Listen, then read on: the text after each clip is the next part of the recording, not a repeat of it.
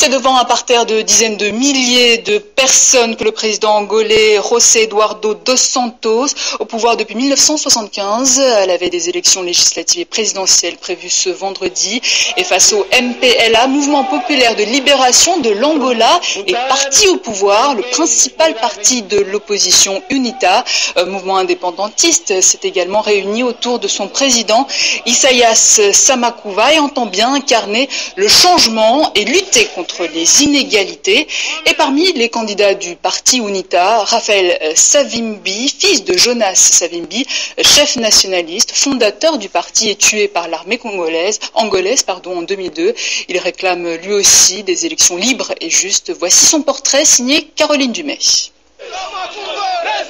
Depuis que l'Angola est en paix, le visage de l'UNITA qui s'est imposé, c'est celui de Samakuva.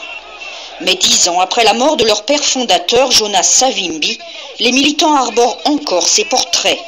Et sur l'estrade, l'un de ses fils est discrètement entré en politique. Raphaël Savimbi, candidat député, manifestait ce jour-là pour que le scrutin soit équitable. Tout le monde que vous voyez ici est aujourd'hui là présent pour réclamer que nous voulons des élections libres et justes. Le candidat est convaincu que l'UNITA, qui ne représentait en 2008 que 10% de l'électorat, va faire beaucoup mieux. Dans un pays où plus de la moitié de la population vit avec 2 $ par jour, le parti d'opposition s'est positionné comme le champion des pauvres. Il attire bien des mécontents, y compris les anciens combattants et même ceux du MPLA, le parti au pouvoir, qui se sentent négligés par le gouvernement.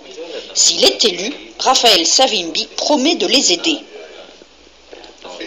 La guerre est finie et il y a parmi ceux-là qui n'ont pas eu l'opportunité d'aller à l'école, d'apprendre peut-être un emploi. Donc il y a une urgence nationale d'abord les écouter et les comprendre et résoudre au plus bref délai leurs problèmes. Élevé en Angola, en Côte d'Ivoire et au Ghana, ce politicien de 34 ans incarne une nouvelle génération. Et avec le temps, le nom de son père est de plus en plus facile à porter.